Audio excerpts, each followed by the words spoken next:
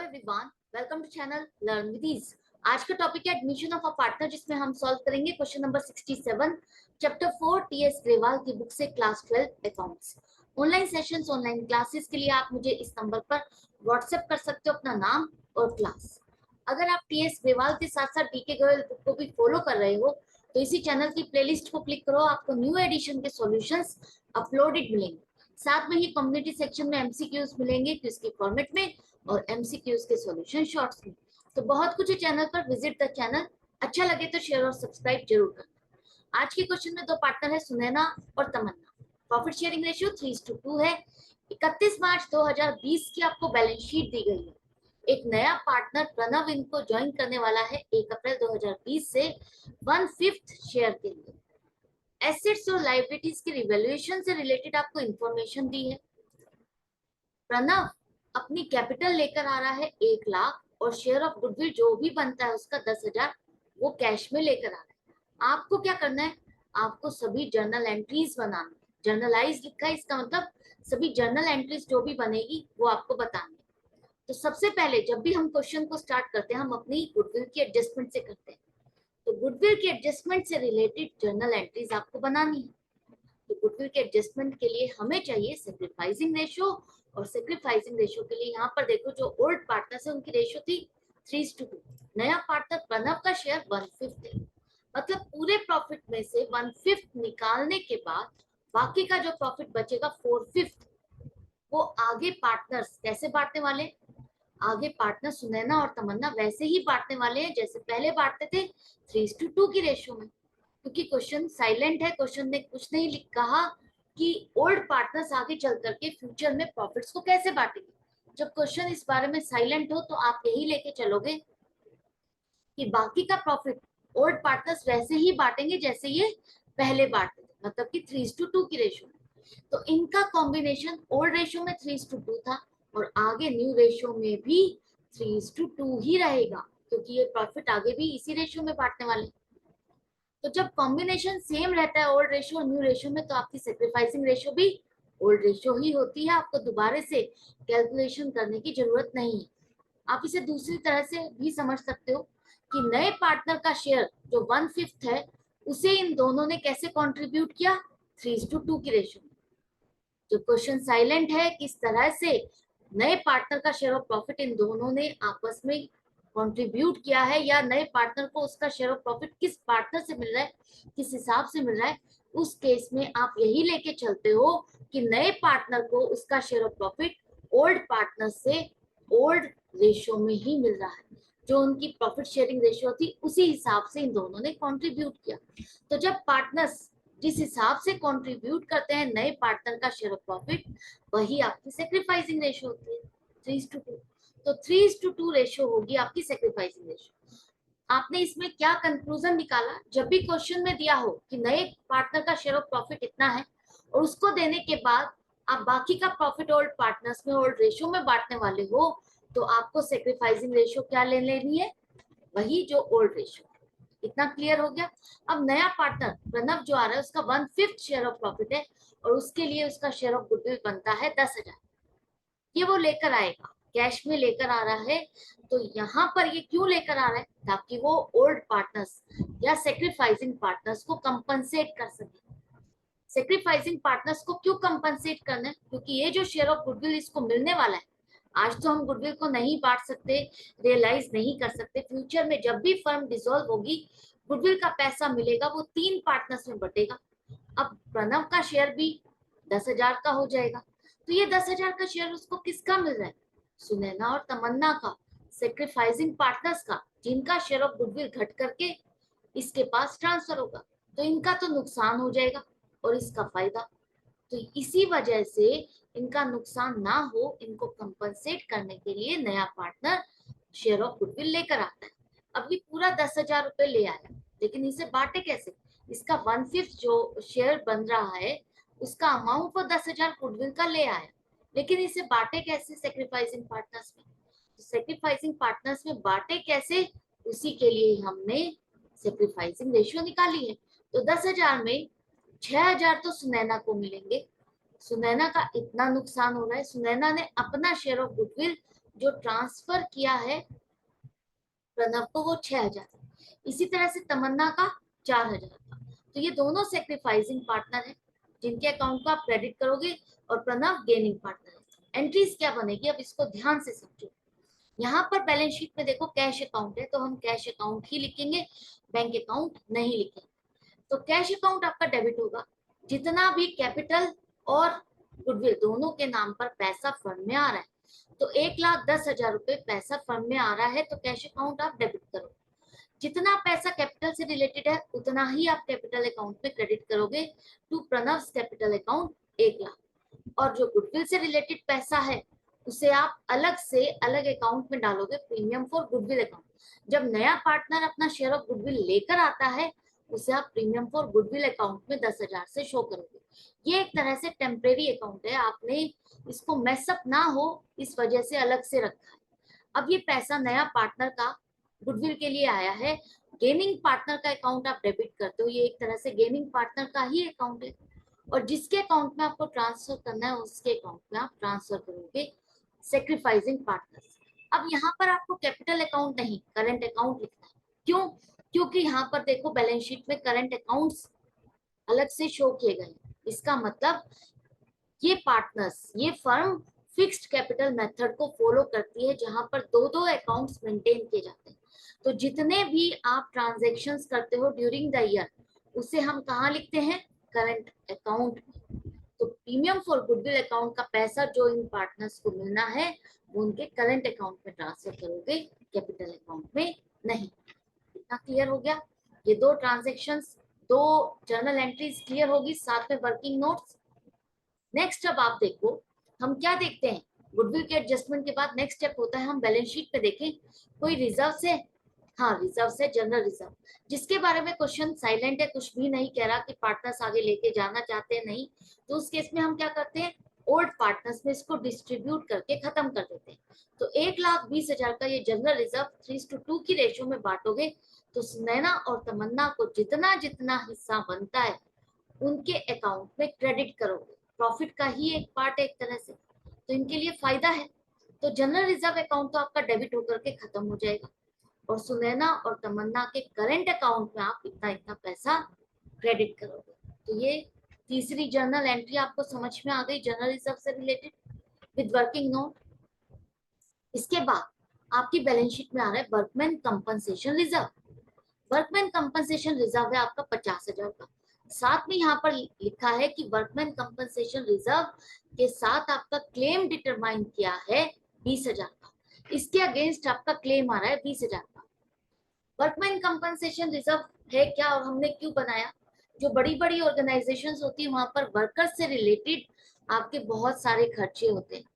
Workers से related कोई आपकी एकदम से कोई एक्सीडेंटल खर्चा ना आ जाए, उसी के लिए हम एक रिजर्व बना के रखते हैं, ताकि कोई भी खर्चा ऐसा आए हम उसे इस रिजर्व के साथ एडजस्ट कर सकें।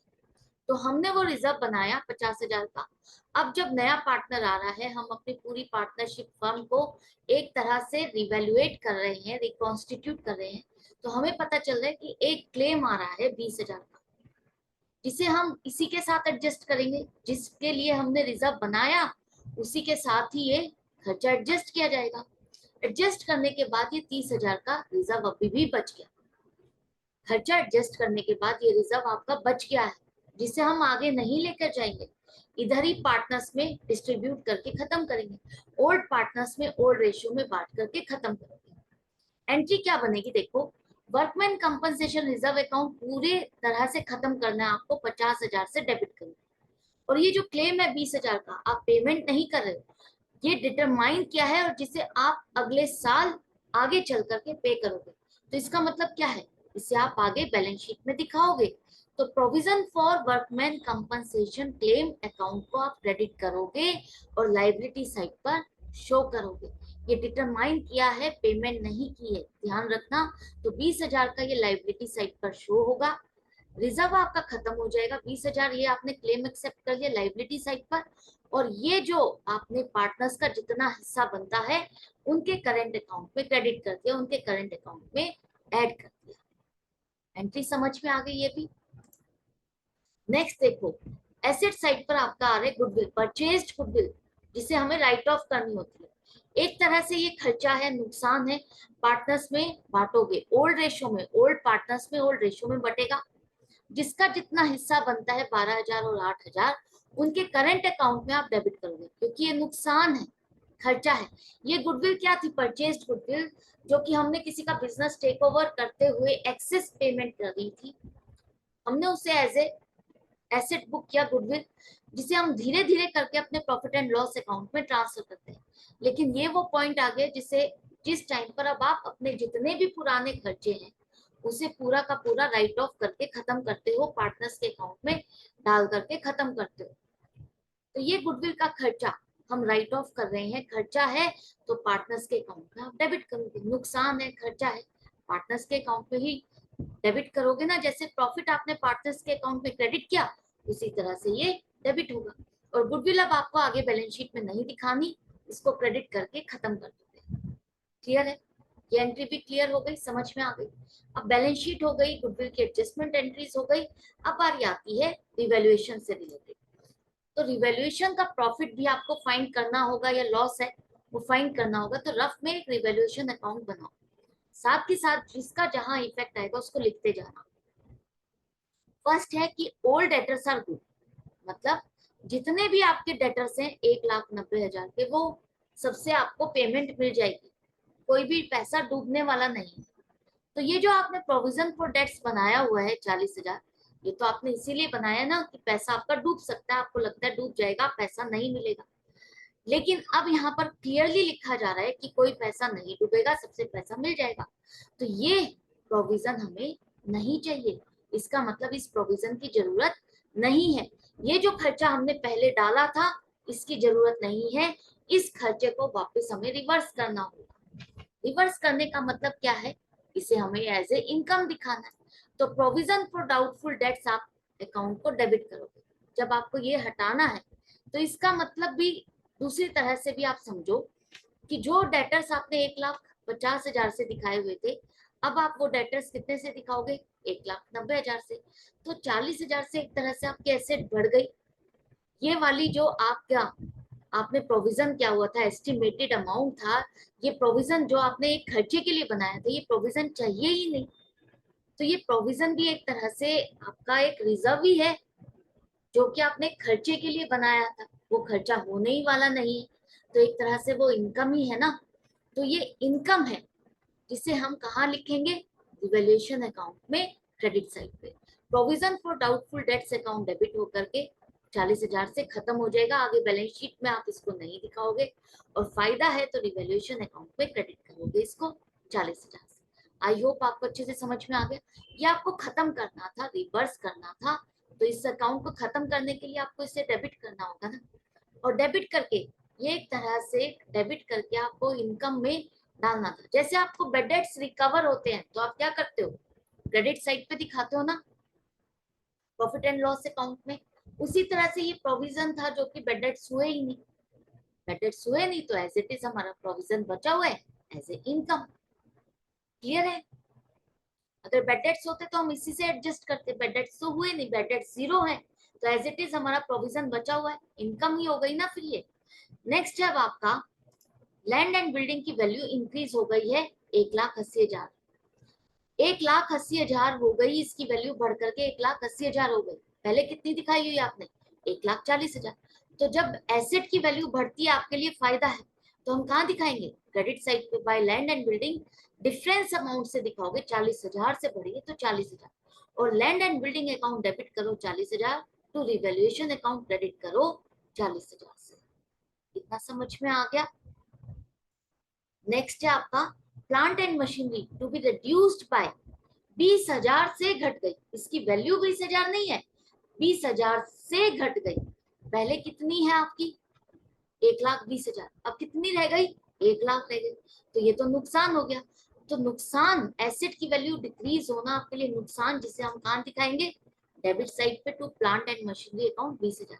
एंट्री बनेगी revaluation account debit to plant and machinery account credit करोगे 20,000 से।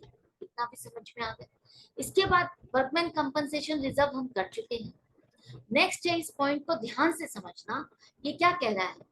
अनिल नाम का एक क्रेडिटर है 40,000 जिसे हमें पे करना था, उसे हमने एक बिल ऑफ एक्सचेंज लिख करके दे दिया है। हमने उसको एक बिल ऑफ एक्सचेंज लिख करके दे दिया कि हम उसे 3 महीने में पेमेंट कर देंगे। अभी पेमेंट आपने नहीं की है इसको, ये क्रेडिटर है। अब इस क्रेडिटर को आपने एक तरह से गारंटी दे दी है कि आप उसको 3 महीने में पेमेंट कर दोगे। तो इसका नाम क्रेडिटर से बढ़ करके बदल करके क्या हो जाएगा, जब आप लिख करके देते हो कोई बिल ऑफ एक्सचेंज, अगर आप लिख करके देते हो तो वो आपके लिए लाइबिलिटी है, बिल्स पेबल है। अब उसका नाम क्रेडिटर से बदल करके क्या हो जाएगा, बिल्स पेबल हो जाएगा। रिवैल्यूएशन में इसका लेना देना कुछ भी नहीं है, सिर्फ नाम बदल गया। अब वो कैटेगरी क्रेडिटर से हट करके बिल्स पेबल में आ जाएगी। 40,000 से क्रेडिटर घट करके अब आप बैलेंस शीट में क्या दिखाओगे, बिल्स पेबल। क्रेडिटर्स 40,000 से घट जाएंगे और बिल्स पेबल नए आपको बैलेंस शीट में 40,000 से दिखाने होंगे। बस इसका इम्पैक्ट यही है, यही जर्नल एंट्री बनेगी। तो आपको ध्यान से समझना है, यहाँ पर क्रेडिटर ना तो बढ़ रहे हैं ना ही घट रहे हैं, बस उसका नाम बदल गया है, क्रेडिटर की जगह बिल्स पेबल। क्लियर है, अच्छे से समझ में आ गई। सारी एंट्रीज करने के बाद अब यहाँ पर देखो, रिवैल्यूएशन में आपका प्रॉफिट आ रहा है 60,000, जिसे हम ओल्ड पार्टनर्स में बांटेंगे, ओल्ड रेशियो में। तो जिसका जितना हिस्सा बनेगा प्रॉफिट है, तो उसके करेंट अकाउंट में आप क्या करोगे, क्रेडिट करोगे। रिवैल्यूएशन अकाउंट डेबिट होकर के क्लोज हो जाएगा और इन दोनों पार्टनर्स के अकाउंट में आप इतना इतना पैसा क्रेडिट करोगे। तो विद वर्किंग नोट्स हमने सारी journal entry step by step बना ली है। आई होप आपको अच्छे से समझ में आ गया है क्वेश्चन कैसे अटेम्प्ट करना है। तो मिलते हैं नेक्स्ट वीडियो में नेक्स्ट क्वेश्चन के साथ। अपनी प्रैक्टिस जारी रखते हुए goodbye and take care.